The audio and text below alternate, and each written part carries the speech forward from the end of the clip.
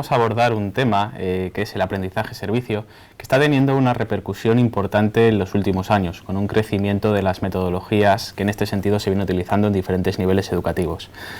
Antes de empezar, simplemente me gustaría hacer una pequeña reflexión, y es que yo soy profesor del grado de educación primaria, y cuando a principio de curso, en la primera clase de curso, pregunto a los estudiantes cuál es el objetivo de la educación, qué es para ellos el fin de la educación, en muchos casos se suele decir la misma respuesta, y es: quiero cambiar el mundo, ¿no?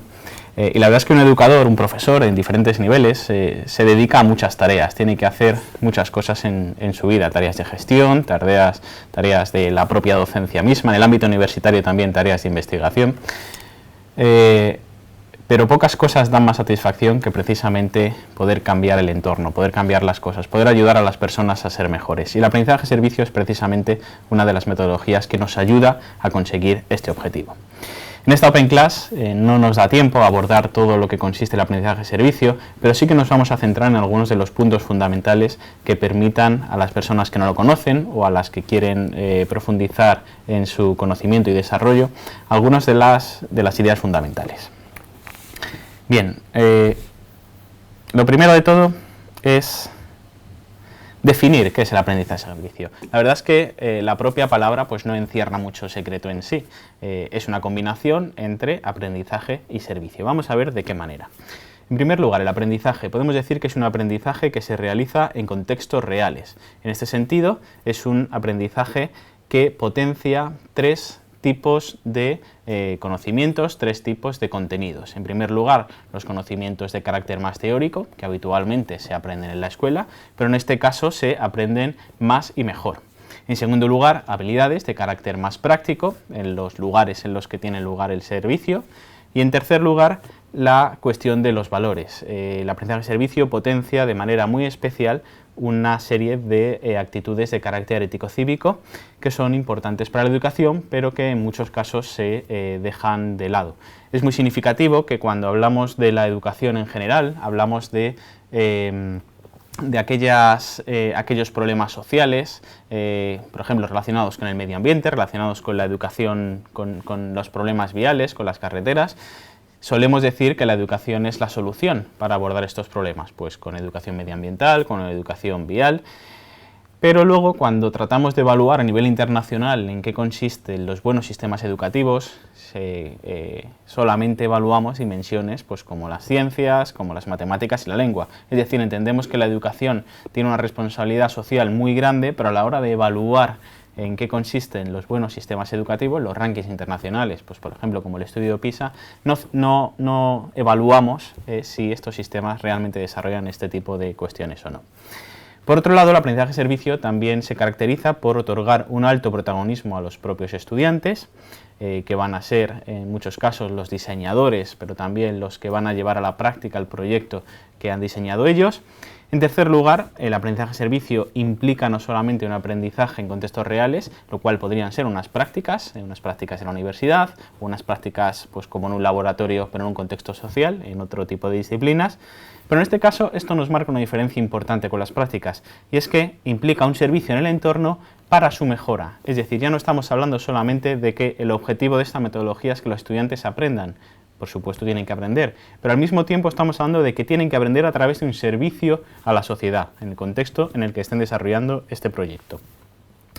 Y en cuarto lugar, quizás una de las cuestiones más difíciles, y es que estas dos dimensiones, la parte del aprendizaje y la parte del servicio, tienen que integrarse dentro de un proyecto coherente que haga que el uno refuerce al otro, que se retroalimenten mutuamente. En muchas ocasiones se elaboran proyectos en los centros educativos, pues proyectos que se asemejan a lo que es un aprendizaje-servicio, pero que ponen el acento de manera muy especial en el aprendizaje o incluso más en el servicio, por ejemplo con los servicios a la comunidad que se desarrollan, los voluntariados que se desarrollan tradicionalmente en muchos centros educativos, pero que dejan de ser el aprendizaje-servicio precisamente por esa desvinculación, por ese desequilibrio que encontramos entre los dos elementos. Así, con estas características introductorias, podemos definir aprendizaje-servicio como un aprendizaje de carácter multidimensional, porque no implica solamente conocimientos como habitualmente otras metodologías de enseñanza. Es un aprendizaje práctico, en cuanto que se realiza en un contexto real, un aprendizaje de carácter experiencial. Las personas viven ese aprendizaje y en este sentido pues adquiere ese carácter más significativo, pero también, como decíamos, es reflexivo. No se trata solamente de tener experiencia, sino al mismo tiempo de pensar sobre esa experiencia, saber qué significado tiene esa experiencia para mí. Ético-cívico, como decíamos antes, implica valga la redundancia, una implicación de las personas en la sociedad. Vamos a profundizar un poco más ahora adelante en alguna diapositiva sobre este asunto, y también un aprendizaje de carácter cooperativo, en cuanto que un servicio a la sociedad no puede hacerse o no va a ser eficaz si no se realiza en equipo. Alguien puede cambiar el mundo, pero si nos juntamos con otras personas que tienen la misma intención, va a ser mucho más sencillo poder hacerlo. En relación con esto que decíamos del aprendizaje ético-cívico, alguien puede pensar que quizás en un entorno universitario donde quien estamos trabajando son con adultos, los estudiantes son adultos, pues esto puede ser más fácil, ¿no? Cambiar un entorno, cambiar una sociedad puede ser más fácil cuando hablamos de ciudadanos, por decirlo de alguna manera, de pleno derecho. Pero surge también una reflexión motivada no solo, pero también por el aprendizaje-servicio, que hace referencia a la concepción que tengamos del estudiante, del alumno dentro de nuestras aulas. Y ya no me refiero a la universidad, sino también a la educación primaria, a la educación secundaria, a los ciclos formativos, y es si podemos definir al alumno como un ciudadano, si los niños de 8 o 9 años pueden ser ciudadanos o no. Una primera respuesta podría ser, bueno, no pueden votar, no tienen responsabilidad penal, no pueden ir a la cárcel, no pueden conducir, son adultos, son futuros adultos, no pueden ser ciudadanos. Pero eso significa de alguna manera responsabilizarles de algunas cuestiones que sí que pueden hacer y de las cuales cabe exigirles que cumplan con ellas. Actualmente solemos decir, sobre todo los adolescentes, exigen muchos derechos, pero no cumplen con sus deberes, no reconocen que tienen una serie de deberes, una serie de responsabilidades con la sociedad. Precisamente el aprendizaje-servicio permite dar la vuelta a esta visión que tenemos de los jóvenes y darles una responsabilidad adaptada, por supuesto, a sus capacidades, pero que les permita intervenir y cambiar la sociedad en la que se encuentran. Es decir, concebimos al estudiante como una persona capaz de actuar para modificar la realidad. ¿Qué necesita una persona que está en un centro de la tercera edad? Puede necesitar muchas cosas, necesita atención, pero probablemente también necesita compañía. Es posible que un adolescente dé compañía a una persona de tercera edad. Puede cambiar las cosas, puede cambiar la vida de esa persona si le da compañía de alguna manera. Como vamos a ver un poco más adelante, el trabajo con centros de tercera edad puede ser una de las partes integradas dentro de un proyecto de aprendizaje-servicio. Segundo punto, los alumnos no son concebidos como futuros ciudadanos, adultos en construcción, sino personas con un valor singular, miembros plenos de la sociedad que tienen algo que aportar. Esto hace referencia a lo que veníamos diciendo antes. Es decir, la percepción que nos da el aprendizaje-servicio de la infancia y adolescencia es distinta. Es una etapa singular, no es una etapa solamente preparatoria para lo que va a venir después. De alguna manera, porque eso es una contradicción. Actuar en muchos casos no se aprende conociendo los elementos teóricos para saber cómo es esa actuación, sino precisamente actuando, poniéndola en práctica. De hecho, podemos decir que en muchos casos el fracaso en cierta medida que ha tenido asignaturas como la educación para la ciudadanía, no solamente en España, sino en diversos países, es precisamente que estaba demasiado cargada de conocimientos teóricos, pero que no tenía una vinculación práctica con la realidad, que no iba acompañada de una serie de acciones que ayudaban a los chicos y a los adolescentes a saber qué significaba ese servicio ciudadano que tenían que hacer, ¿no? En tercer lugar, ¿por qué surge el aprendizaje-servicio ahora? ¿De dónde viene? ¿Por qué estamos hablando de esto en este momento a nivel internacional, no solamente en España?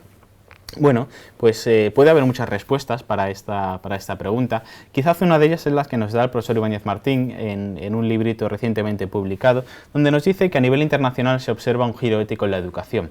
Mientras que en los años 80 y 90 estábamos hablando de una concepción técnica, una concepción sistémica de la educación, donde los futuros profesionales lo que debían hacer es de conocer cuáles son los métodos que tenían que aplicar en cada momento, controlar el entorno y de esa manera a tener los resultados esperados. Hoy estamos hablando de que hay algo más, que implica un compromiso docente mucho mayor y que no solamente el educador debe conocer las técnicas, sino que debe detenerse y plantearse otros horizontes un poco más amplios que los meramente instructivos. También, aunque habitualmente no se reconozca, pero me parece que podemos encontrar dentro de la educación del aprendizaje-servicio algunos de los fundamentos clásicos de la educación del carácter, o aquello que nos decía Aristóteles de que la persona buena no es aquella que conoce el bien, sino quien lo practica. Y precisamente el aprendizaje-servicio, en cuanto que es un aprendizaje práctico, un aprendizaje que supone actuar para mejorar la sociedad y mejorarse las personas a sí mismas, nos asemeja a esta concepción aristotélica de la ética. Ya que estamos en una universidad online, me parece que también es posible hacer referencia a una vinculación del aprendizaje-servicio en relación al entorno virtual, a la alfabetización digital, en varios sentidos. En primer lugar, porque todavía creo que no tenemos la percepción de qué significa Internet como espacio público. Y de hecho, pues, muchos políticos y muchos personajes públicos nos dan ejemplos de que esa sensación de que cuando tuitean no reconocen quién hay detrás de la cámara, quién está detrás del ordenador y a quién puede llegar y qué repercusión pueden tener esas palabras que escriben a través de Twitter. Con lo cual debemos de saber que Internet es un espacio de actuación cívica. De hecho, en las últimas elecciones que tuvimos en España eran trending topic pues aquellos hashtags que apoyaban a los 4 principales partidos políticos en España. Si los políticos se han dado cuenta de que Internet es un espacio público, es un espacio importante para influir en la sociedad, ¿por qué las escuelas no reconocemos esta importancia, ¿no? Cada vez hay que reconocerla más. Y el aprendizaje-servicio, en cuanto que es una actuación de carácter cívico, una actuación de carácter social, debe también de reconocer este potencial. En segundo lugar, porque la competencia digital debe ser concebida más que como una mera competencia técnica. Es decir, nuestros chicos, y esto cada vez nos vamos dando más cuenta, no solamente deben de aprender a utilizar el ordenador como el que aprende a utilizar una batidora en la cocina o una lavadora, sino que implica muchas más cuestiones, porque utilizar Internet y la competencia digital implica una competencia de carácter relacional, implica relacionarse con otros, ¿no? Con lo cual, a través del aprendizaje-servicio también aprendemos a esas dimensiones que tiene Internet y las herramientas virtuales para comunicarnos con los demás de una manera de carácter ético-cívico. Por otro lado, el propio reconocimiento de que el ser humano es un ser interdependiente con las TIC se acrecenta, es decir, hoy podemos intervenir con diversas partes del mundo, con personas que están ubicadas en diversas partes del mundo, precisamente a través de la tecnología. Y eso supone, entre otras cosas, que podamos desarrollar proyectos de aprendizaje-servicio a distancia, es decir, no solamente con nuestro propio entorno, sino también pues, con otros contextos un poco más alejados. De hecho, hay universidades que tienen proyectos precisamente en África con estudiantes que están aquí en España. Es decir, ayuda a desarrollar esa conciencia global sobre un entorno global en el que nos encontramos, ¿no? O podemos decirlo de otra manera, una ciudadanía global. Otra de las razones por las cuales las tecnologías son importantes para el aprendizaje-servicio es porque conviene difundir las experiencias y los proyectos que se están desarrollando en los centros educativos. E Internet y las nuevas tecnologías pues, son precisamente una herramienta adecuada para ello.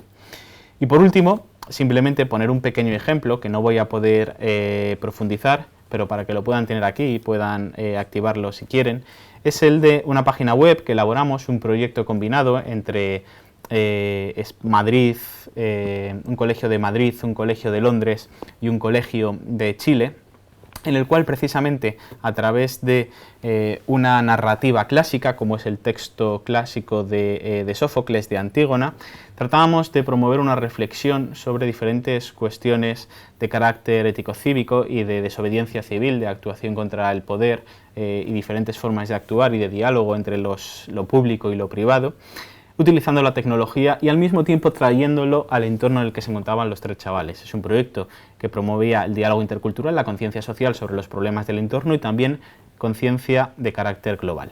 Con lo cual, un proyecto de este tipo puede ser precisamente una buena motivación para iniciar un trabajo de aprendizaje-servicio.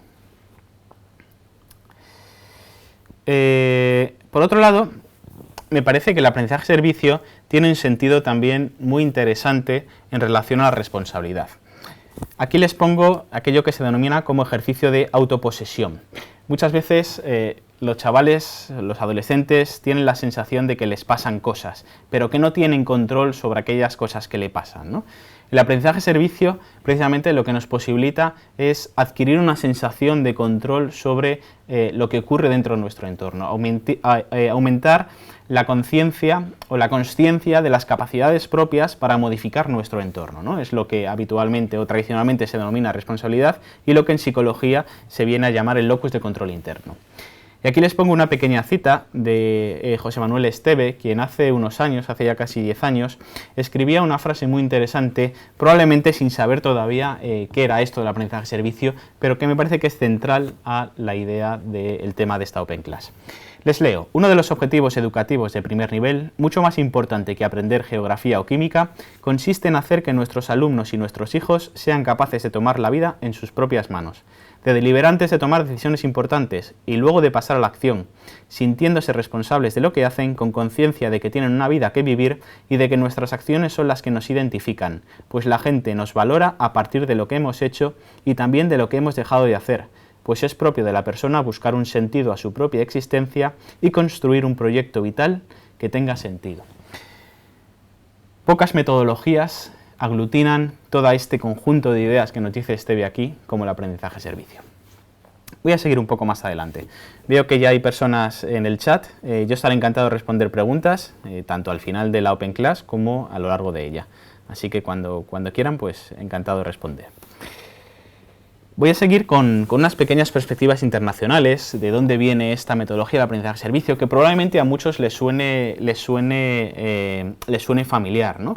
De hecho, cuando hablo con profesores en ejercicio sobre el aprendizaje-servicio, muchos me dicen, bueno, pues es que yo hago algo parecido a mi colegio, que no le llamaba aprendizaje-servicio, pero que a lo mejor cambiando algunas pequeñas cosas ya es aprendizaje-servicio, o ya en sí mismo es un aprendizaje-servicio, ¿no? Si puedo potenciar pues el aprendizaje por un lado, el servicio por otro. Bueno, pues vamos a ver de dónde viene esta idea del aprendizaje-servicio. Estrictamente hablando, viene de Estados Unidos, de un programa que se llamaba Campus Compact, que implica a más de 1000 colleges y universidades, y que trataban de vincular precisamente, de potenciar esa dimensión cívica de la universidad, es decir, que los estudiantes no solamente acudieran a la universidad a aprender una serie de contenidos, sino que al mismo tiempo ese aprendizaje de contenidos pudiera repercutir en su entorno más cercano. Esto tiene sentido o encaja o es coherente con una cultura estadounidense en la que pues, muchas universidades encuentran una fuente de financiación muy importante precisamente con los exalumnos, ¿no? Que sienten un agradecimiento hacia la formación que han recibido y entienden que tienen que devolver parte del beneficio que han obtenido en esa universidad, ¿no? Obviamente, pues en España esto ahora mismo no pasa. Pero sí que hay otros elementos que nos pueden hacer ser más optimistas sobre las posibilidades del aprendizaje-servicio en nuestro país. Entre los fundamentos teóricos, pues podemos destacar algunos autores del siglo XIX, sobre todo John Dewey, Ernest Boyer, Robert Putnam. John Dewey fundamentalmente por la idea de el contacto de la escuela con la sociedad. Él en uno de sus libros más importantes nos decía precisamente que si la escuela no está conectada a la sociedad, los criterios para decidir sobre aquello que es más conveniente para ella serán criterios meramente arbitrarios. Aunque de alguna manera esto puede sonar un poco relativista y un poco dependiente de la sociedad del momento, creo que una conexión escuela-sociedad sí que es importante, ¿no? Cada vez más importante. Y por otro lado, también por la idea de reinterpretación de la propia experiencia. Para Dewey lo importante no era solamente tener experiencias, y muchas de sus metodologías iban en este sentido, que los chicos pudieran experimentar de manera práctica el aprender haciendo, el learning by doing, sino que al mismo tiempo pudieran pensar sobre esa experiencia que habían tenido, que fueran capaces de reinterpretar y otorgarle un sentido a esa experiencia, ¿no? Y esto es precisamente lo que hace el aprendizaje-servicio. No se trata que los chicos hagan un voluntariado, sino que ese voluntariado se pueda integrar dentro de un aprendizaje a través de la reflexión.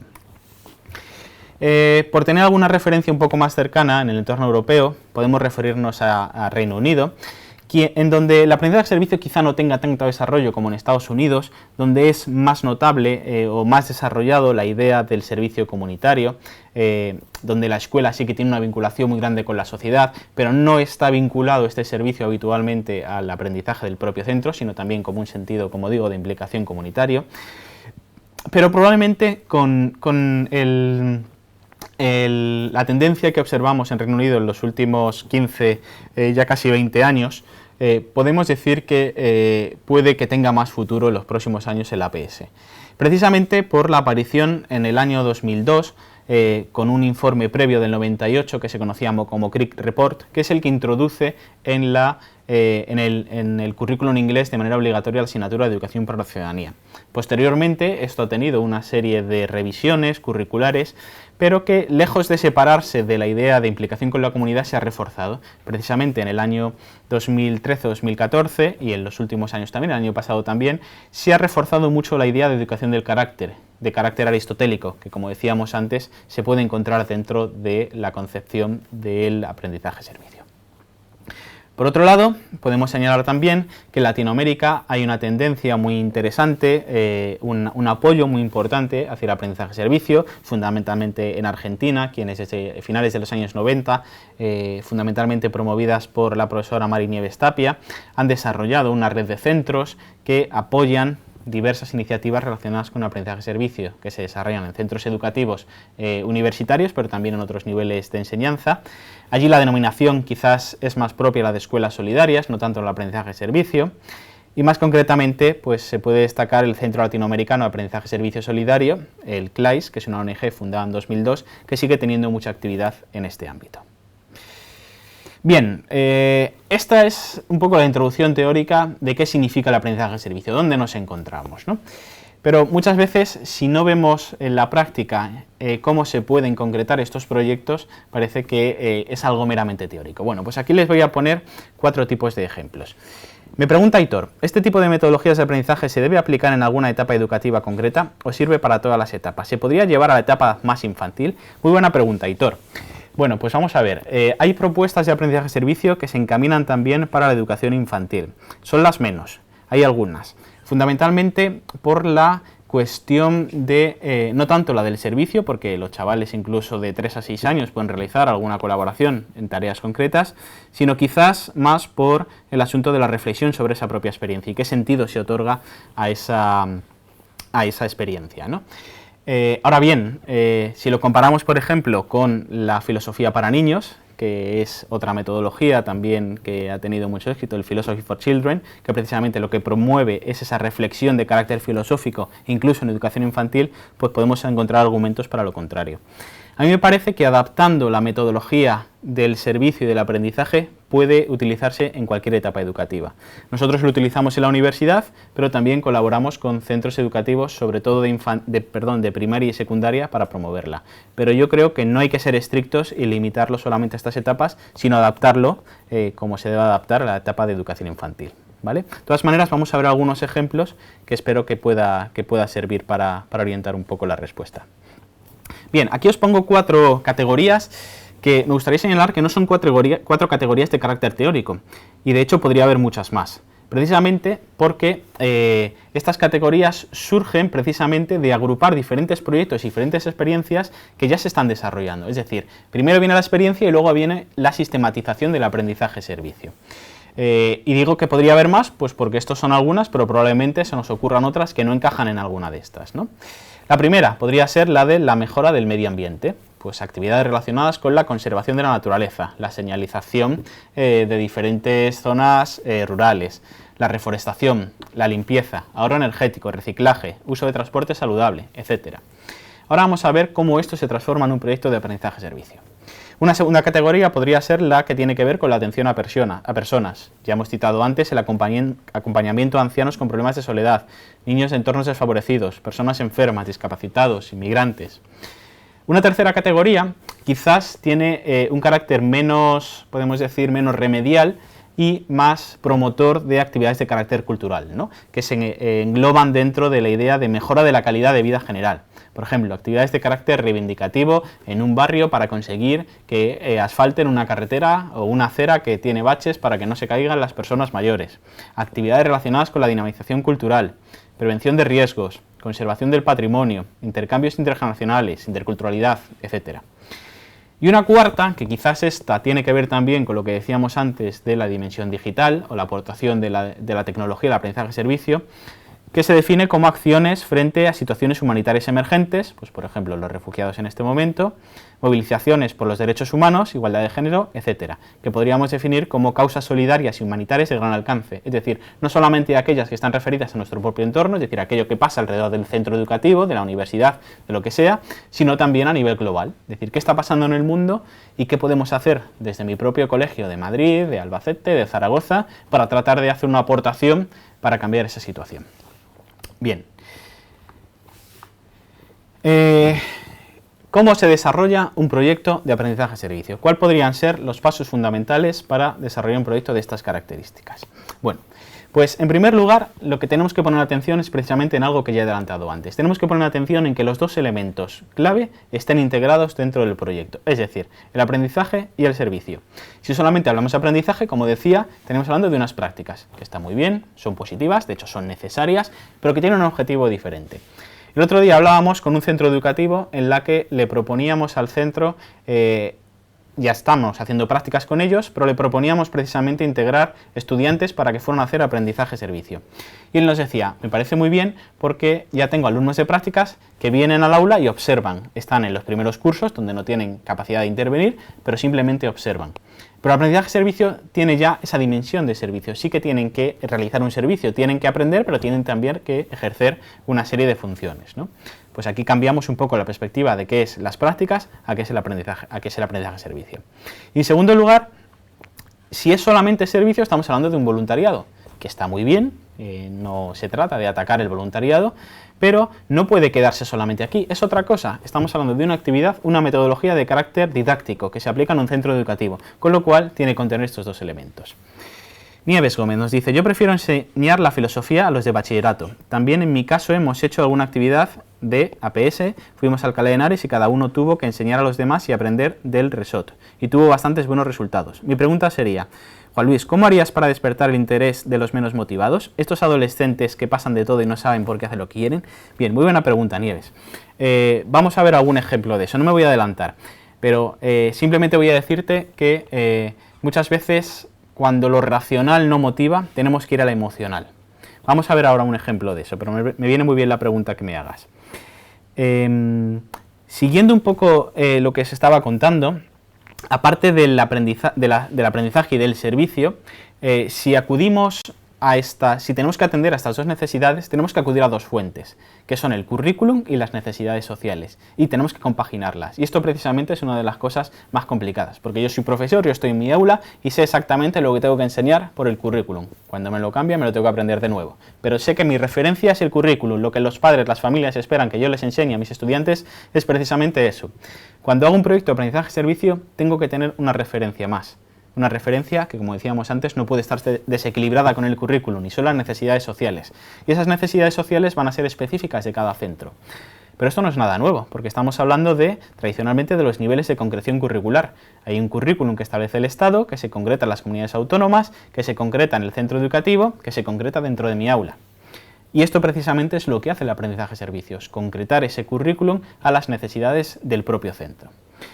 Por otro lado, hay que tener cuidado con diferenciar el aprendizaje-servicio con actitudes paternalistas.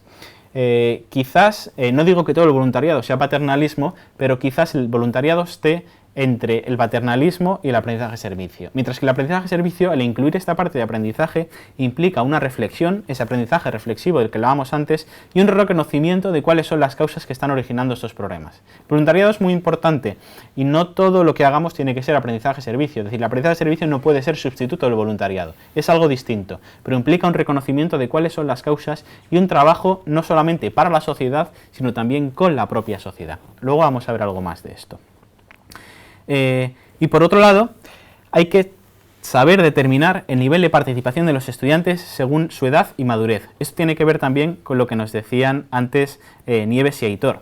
Es decir, no podemos elaborar un proyecto de aprendizaje-servicio de la misma manera para todas las clases ni para todos los estudiantes que tenemos dentro de un centro educativo. ¿Por qué? Pues porque cada estudiante o cada grupo de estudiantes tiene diferentes tipos de motivaciones, tiene diferentes capacidades de abstracción, de razonamiento y de argumentación y tiene una experiencia previa distinta.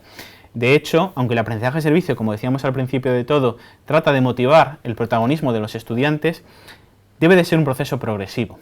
Por ejemplo, quizás en la universidad sea más posible que sean los propios estudiantes quienes diseñen un proyecto de aprendizaje-servicio, que hagan una investigación social sobre cuáles son las necesidades del entorno. De hecho, son cosas que estamos haciendo, pero si vas a plantear una actividad similar en la educación primaria o en la educación infantil, debemos de empezar por otro lado. Probablemente cuando los chicos en educación infantil ya hayan participado en un proyecto de aprendizaje-servicio, cuando lleguen a la primaria va a ser mucho más fácil implicarse en tareas de investigación social. Y cuando lleguen a secundaria y la universidad, pues mucho más fácil todavía. Pero debe ser un proceso progresivo. Y aún así, creo que no renunciamos a los objetivos del aprendizaje-servicio si sabemos vincular muy bien las dos fuentes, como decíamos, del currículum y las necesidades sociales. Y avanzar un poco más. Lo primero de todo, aparte de tener estos puntos en cuenta, yo creo que es algo a lo que me he referido ya antes, y es, ¿hemos hecho ya APS o algo parecido? Porque no surge de la nada, no es una metodología innovadora que se esté planteando ahora como algo totalmente rupturista con lo que había antes, sino que ha habido muchas iniciativas en este sentido que están teniendo importancia, se está reconociendo la necesidad de implicar a los estudiantes en la sociedad, se está reconociendo la importancia de la etapa singular de la infancia, algo que antes no se hacía. Con lo cual, este tipo de iniciativas que están surgiendo, y que como digo, cada vez más los profesores levantan la mano y dicen, pero eso tú que dices de aprendizaje-servicio ya lo estoy haciendo yo en mi centro, pero no lo llamaba así. Bueno, pues vamos a ver qué hemos hecho parecido y cómo podríamos convertirlo en un APS. Voy a poner algún ejemplo. ¿Quién no ha hecho en su centro educativo alguna vez una visita al campo, una visita a un museo? Todos los coles van de excursión, ¿no?, al campo o a algún museo. Es un trabajo de investigación que podemos hacer sobre cuáles son las piezas de ese museo, cuáles son los elementos naturales de ese bosque, de esa zona natural a la que vamos, pero si al mismo tiempo esto lo conjugamos con algunas actividades de conservación del medio, o de limpieza, o la difusión de los fondos de museo en un blog, de visita turística a un grupo de personas de la tercera edad, estamos convirtiendo esta actividad en un proyecto de aprendizaje-servicio. Fíjate, Aitor, esta imagen que tengo aquí abajo está sacada precisamente de Creative Commons y de poner Service Learning. Son niños que yo diría que son niños de educación infantil. No es exactamente lo que están haciendo porque es una imagen de archivo, pero yo diría que podríamos hacer, con todas las precauciones posibles, alguna actividad también relacionada con esto, pues de jardinería. Un proyecto que me contaron hace poco de APS, quizás incluso lo podemos adaptar a educación infantil. Una profesora me contaba que quería proponer un proyecto de aprendizaje-servicio basado en la idea del libro de Kafka y la muñeca viajera, que si no lo conocéis es muy interesante porque narra cómo Kafka iba paseando por un parque y se encontró una niña llorando. Y le dijo, niña, ¿por qué lloras? Y la niña le dijo, porque he perdido a mi muñeca. Entonces Kafka se apiadó de la niña, le dio pena y dijo, no te preocupes, tu muñeca no está perdida, tu muñeca se ha ido de viaje. Y yo soy el cartero que te va a entregar las cartas que tu muñeca te va a ir mandando, contándote qué es lo que está haciendo por todos los sitios por los que ha ido pasando. Y Kafka le fue enviando poco a poco las cartas como si fuera la muñeca, o las cartas que venían de la muñeca contándole lo que iba haciendo. Pues basados en esta historia, la profesora de literatura aprovechó para que los niños leyeran esta historia, este cuento tan bonito de Kafka, y al mismo tiempo que fueran los niños los que se pusieran en el papel del protagonista e escribieran cartas a un centro de niños, una residencia de niños que vivían sin sus padres en la zona, contándoles pues qué es lo que hacían en el colegio, ¿no? Pues me parece que es un proyecto de aprendizaje por un lado y servicio por otro muy interesante. El servicio yo creo que está más claro, pero el aprendizaje también es muy bonito precisamente por esa parte de lectura de la literatura, de expresión oral. Otro profesor también recientemente, que no tenía nada que ver con el anterior, me contó un proyecto parecido en el que lo que hacían era escribir cartas, llamar por teléfono a un centro de la tercera edad y que los niños les contaran cuentos a los abuelos y que los abuelos les contaran cuentos a los niños, también partiendo de una idea similar de la literatura. Bueno, pues podemos adaptarlo, ¿no?, a diferentes edades, simplemente teniendo un poco de imaginación. Voy aquí con la pregunta precisamente de Nieves, que me hacía antes. ¿Cómo podemos motivar a los estudiantes para un proyecto de aprendizaje-servicio? Bueno, pues como decía, ¿no?, la parte racional, explicar qué es una injusticia desde un punto de vista racional, yo creo que es importante, y que los chicos lo reconozcan, así es importante, pero al mismo tiempo podemos utilizar también las narrativas audiovisuales para generar esa motivación que muchas veces efectivamente los adolescentes no tienen, ¿no? Pues por ejemplo, yo aquí os propongo partir de contenido social. Os pongo algunos ejemplos, pero probablemente podríamos añadir muchos más, ¿no? O incluso podemos discutir cuáles de estos ejemplos son adaptados a la educación primaria, infantil o educación secundaria, o cuáles incluso pues no nos gustan. El otro día, pues precisamente hablaba con un profesor que me decía que La vida es bella, pues no es una película adecuada para tratar en la educación secundaria, porque bueno, pues por diferentes problemas. Él decía que de alguna manera hacía el holocausto, pues lo simplificaba demasiado. Bueno, podemos discutirlo, ¿no? Pero yo sí que creo que a través de las narrativas audiovisuales podemos encontrar propuestas muy interesantes para motivar el APS, ¿no? Pero también a través de lecturas, pues como el texto de Antígona, que os pongo aquí, vinculado a la tecnología, a la narrativa transmedia de las que os hablaba antes, de Antígona TIC, pero incluso a través de cuestiones un poco más centrales, más localizadas, más contextualizadas en el entorno del centro, ¿no? Pues análisis de la prensa local. Esto genera sobre todo motivación, es decir, cuando uno ve estas películas lo que genera es necesidad de actuar, ¿no?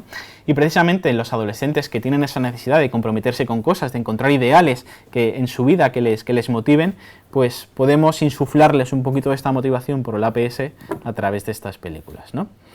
Luego, una vez que hemos empezado a caminar este camino, podemos adentrarnos en un análisis de necesidades más concretas, pues yendo de lo macro a lo micro dentro de una ciudad, dentro de un país, las causas que originan esa serie de problemas y posibles soluciones que podrían dársele a diferentes niveles, ¿no? Aquí, sobre todo, en esta parte del aprendizaje de servicio es conveniente hacer una lluvia de ideas, para que tengan una visión lo más transversal posible y lo más global posible, ¿no? Pero poco a poco hay que ir concretando, pues porque hay muchas cosas que la escuela no debe de hacerse cargo de ellas, sino que las soluciones deben darse de otros entornos. Pero sí que identificar qué es lo que puede hacerse desde el centro educativo, ¿no? Otro de los puntos que hay que tener es el contacto precisamente pues, con aquellos centros, asociaciones, entidades o poblaciones con las que trabajar. Hay ya en algunos ayuntamientos en algunos casos en las casas de la juventud, la Casa de la Juventud, en centros de voluntariado, personas ya referentes para el aprendizaje de servicio. De hecho, precisamente en Madrid el Ayuntamiento ya ha firmado un convenio con las universidades para promover el contacto entre las propias universidades y las entidades sociales del Ayuntamiento para fomentar el aprendizaje de servicio, ¿no? Y por otro lado, recuerdo aquí de nuevo la idea de la vinculación curricular. ¿Por qué? Pues porque muchas veces se nos olvida y cuando entramos en el ámbito de las necesidades sociales parece que son muchas y podemos convertir un proyecto de APS en un proyecto de voluntariado. E insisto, el voluntariado está muy bien, pero de lo que se trata en este caso concreto es de potenciar el aprendizaje de servicio y la vinculación curricular es una parte fundamental. Sigo adelante.